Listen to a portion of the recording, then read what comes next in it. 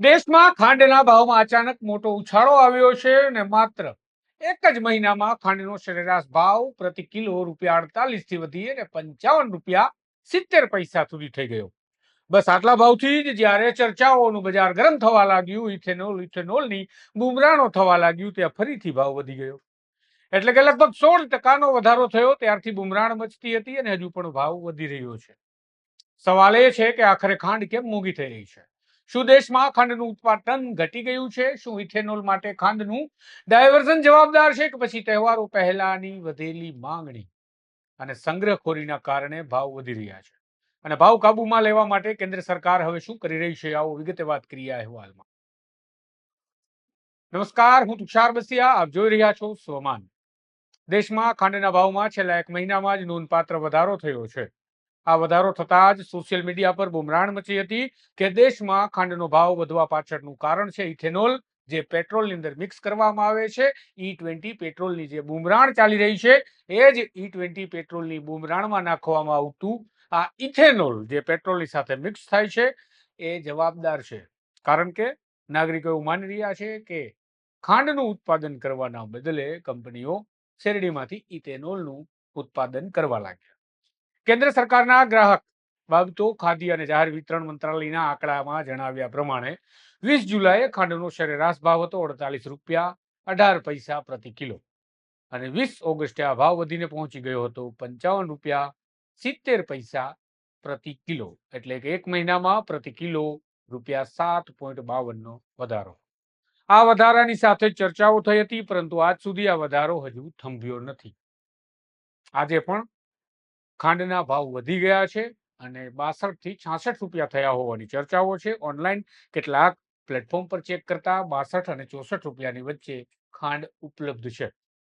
અથવા લગભગ જો સરકારના આંકડાની વાત કરીએ તો 15.6% ભાવ વધારો થયો હતો. તેમાં હવે આજની તારીખે આપણે ઉમેરો કરીએ તો આ આંકડો હજુ પણ વધારે કહેવાય.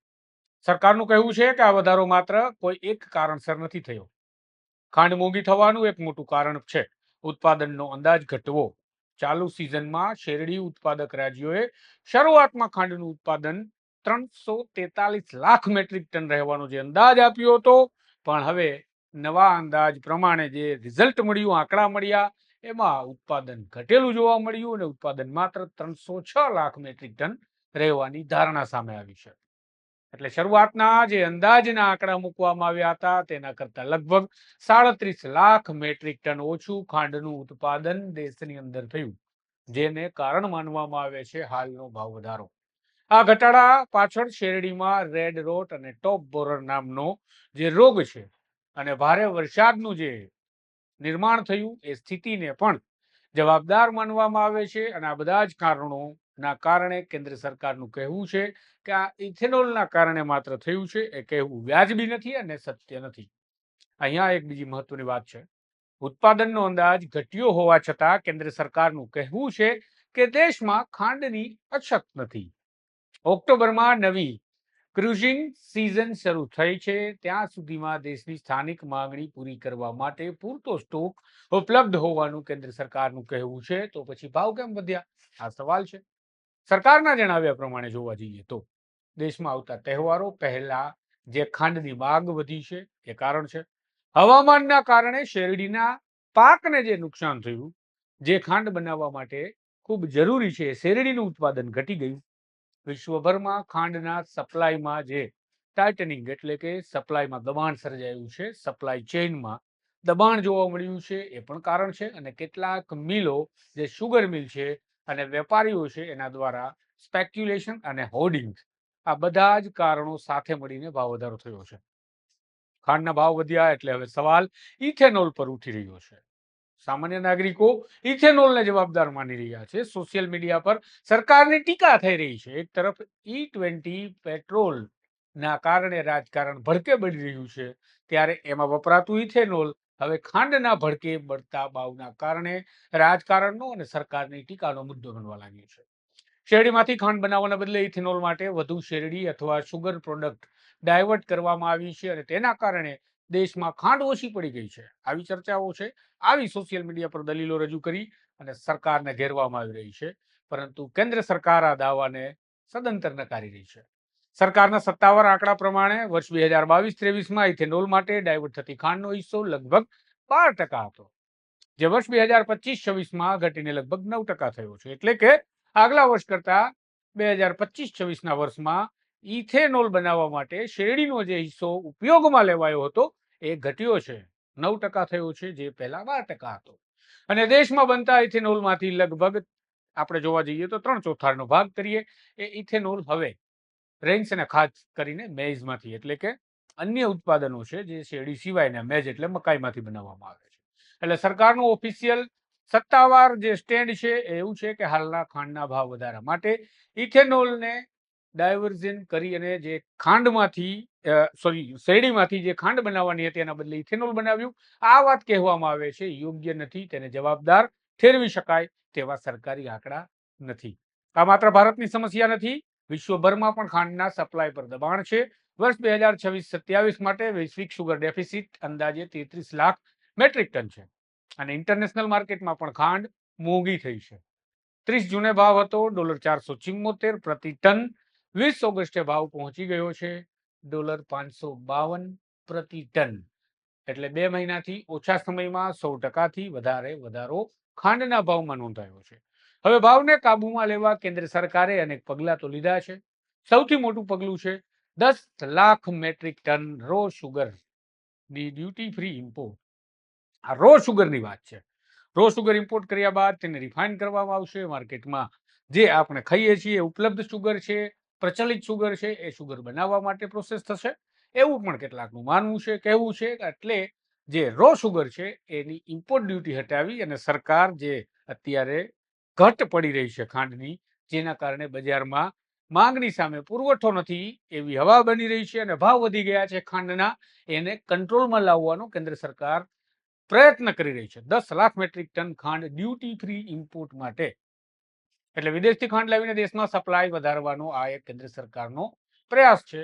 સરકારની માનવું છે, સરકારની મચ્છા છે કે સપ્લાય વધારી દઈએ ખાંડની તો દેશમાં આપોઆપ ખાંડના ભાવ માપે થઈ જશે. એટલે કે બજાર ભાવ જે તમને અને મને પહેલા પોસાતા હતા અને હવે મોંઘા લાગે છે એ મોંઘા ભાવમાંથી ઘટાડો થશે. સાથે 1 ઓગસ્ટથી 30 નવેમ્બર સુધી સુગર ડીલર્સ માટે, જે સુગરના ખાંડના વેપારીઓ છે એમના માટે 400 ટનની સ્ટોક લિમિટ લાગુ કરવામાં આવી છે. એટલે કે સ્ટોકની મર્યાદા, ખૂબ મોટો પુરવઠો સંગ્રહ કરવો મુશ્કેલ બનશે. 400 ટનની મર્યાદા નક્કી કરવામાં આવી છે અને 1 સપ્ટેમ્બરથી બલ્ક કન્ઝ્યુમર્સ માટે 15 દિવસના કન્ઝપ્શન કરતા વધુ સ્ટોક રાખી શકાશે નહીં. એટલે 15 દિવસનો જે પુરવઠો ખાંડનો જોઈતો હોય એના કરતા વધારે પુરવઠો રાખી નહીં શકાય. સરકારની અલગ અલગ ટીમો સુગર મિલ્સમાં જઈ રહી છે, સ્ટોક્સને ફિઝિકલ વેરિફિકેશન પણ કરી રહી છે અને ભૂતકાળમાં જે પ્રકારે આપણે જોયું છે કે સ્ટોકને મેન્ટેન કરવાની પ્રવૃત્તિ સરકાર કરે એ હાલ ચલાવી રહી છે. આ બધું કરવા પાછળનો હેતુ છે હોર્ડિંગ અને આર્ટિફિશિયલ સ્કેરેસિટી અટકાવવી. એટલે કે જે એક કૃત્રિમ અછત ઊભી કરી દેવામાં આવે એને અટકાવવું, સ્ટોક કરતા અટકાવવા અને બજારમાં જથ્થો સપ્લાય થતો રહે તેને સુનિશ્ચિત કરવું. સરકારે રાજ્યો અને સુગર મિલ્સને 15 ઓક્ટોબર 2024થી ક્રશિંગ શરૂ કરવા માટેની સલાહ આપી છે. સરકારનો અંદાજ છે કે ઓક્ટોબરમાં સામાન્ય રીતે જે 3 થી 4 લાખ મેટ્રિક ટન ખાંડનું ઉત્પાદન થાય છે તેની સામે આ વખતે 10 લાખ મેટ્રિક ટનથી વધુ ઉત્પાદન થઈ શકે છે. એટલે કે આપણા દેશની સુગર મિલ્સની અંદર પ્રોડક્શન કેપેસિટી વધારવા માટેના પ્રયત્નો થઈ રહ્યા છે, જેથી કરીને ઇમ્પોર્ટેડ ખાંડ પર નિર્ભર ન રહેવું પડે અને ભારતની બજારની સપ્લાય ભારતમાંથી પૂરતી મળી શકે. એટલે નવી ક્રશિંગ સિઝન શરૂ થયા બાદ સપ્લાય વધવાની અને ભાવ પર દબાણ ઘટવાની શક્યતા છે. આ આખા મામલામાં શેરડી ખેડૂતોનો મુદ્દો પણ અગત્યનો છે. કેન્દ્ર સરકારના જણાવ્યા પ્રમાણે 20 ઓગસ્ટ 2026 સુધી 2025-26 સુગર સિઝનના 97% ખેડૂતોના જે બાકીના રકમના ચૂકવણા હતા એ ચૂકવાઈ ગયા છે. એટલે કે 97% શેરડીના ખેડૂતોના બાકીના ચૂકવણા ચૂકવી દીધા છે સુગર મિલ્સ દ્વારા. સરકાર આ સુધારેલી સ્થિતિને સુગર મિલ્સની ફાઇનાન્શિયલ હેલ્થ સાથે પણ જોડીને જુએ છે અને અહીંયા ઇથેનોલ પ્રોગ્રામની ભૂમિકા હોવાનું સરકારનું કહેવું છે. ભારતમાં સામાન્ય રીતે દર વર્ષે 320 થી 340 LMT એટલે કે લાખ મેટ્રિક ટન ખાંડનું ઉત્પાદન થાય છે. 320 થી 340 લાખ મેટ્રિક ટન ખાંડનું ઉત્પાદન ભારત કરે છે. પણ જ્યારે દેશની વાર્ષિક કન્ઝપ્શન એટલે કે દેશ કેટલો ઉપયોગ કરે છે તો 280 થી 290 લાખ મેટ્રિક ટનની આસપાસ. તો આપણી પાસે ખાંડ વધી પડે છે. એવો આંકડો કહી શકાય. એટલે સરપ્લસ પ્રોડક્શનના વર્ષોમાં વધારાની ખાંડ મિલ્સ માટે સ્ટોક અને કેશ ફ્લોની સમસ્યા ઊભી કરી શકે છે. એટલે કે ખાંડની માંગ જ ના હોય જેટલી ખાંડની પૂર્તતા કરવા માટે જરૂરિયાત છે, એના કરતાં વધારે ખાંડ છે તો કેમ આપવી? એના કારણે સુગર મિલને પોતાની પાસે સ્ટોક થાય, એના કારણે રોકડ ના મળે, રોકડ ન મળે એટલે એક સમસ્યા આર્થિક મિલ માટે ઊભી થાય. પછી પાઘડીનો વડછેડે આવે એમ ખેડૂતો પાસે પહોંચે. સરકારના જણાવ્યા પ્રમાણે એક્સેસ સુગરને ઇથેનોલ તરફ ડાયવર્ટ કરવાથી આ સમસ્યામાં ઘટાડો થયો છે. સરકાર ઇથેનોલ લાવી અને ઇથેનોલનું પ્રોડક્શન વધારે છે, પ્રમોશન કરે છે, પેટ્રોલમાં જે લાવે છે એના કારણે સરકારનું એવું માનવું છે કે આ સમસ્યામાં ઘટાડો થયો અને મિલ્સની ફાઇનાન્શિયલ પોઝિશન મજબૂત થઈ છે. એટલે આખી વાતનો જો સાર કાઢીએ તો ખાંડના ભાવ વધ્યા છે જરૂર, પરંતુ દેશમાં ખાંડ ખૂટી ગઈ છે એવું કહેવું સરકારને યોગ્ય નથી લાગતું અને સરકારનું સ્પષ્ટ કહેવું છે કે ખાંડની કોઈ અછત નથી.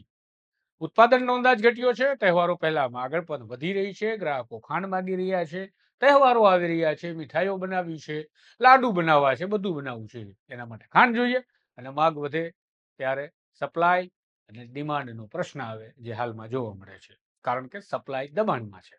વૈશ્વિક બજારમાં પણ ખાંડ મોંઘી થઈ ગઈ છે અને સરકાર હોર્ડિંગ્સ પર પણ નજર રાખી રહી છે, સ્ટોક પર નજર રાખી રહી છે.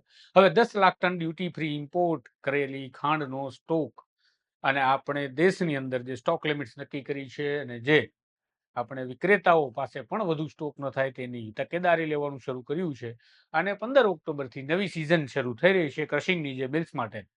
તો આ બધા જ બાબતોમાં સરકારી લોકોએ લીધેલા પગલાં, સરકારે લીધેલા પગલાં ખાંડની ભાવની વધારાની દિશામાં જશે, ઘટાડાની દિશામાં જશે. જેવું સરકાર કહે છે એવું થશે.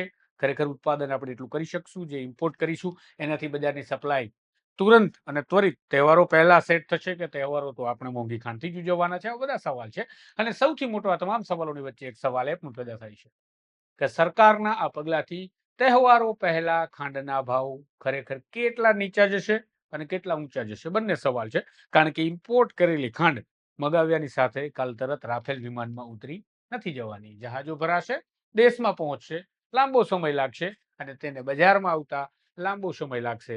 સામે તહેવારો આવીને ઊભા છે અને ખાંડના ભાવ વધીને બેઠા છે અને અટકવાનું નામ નથી લેતા.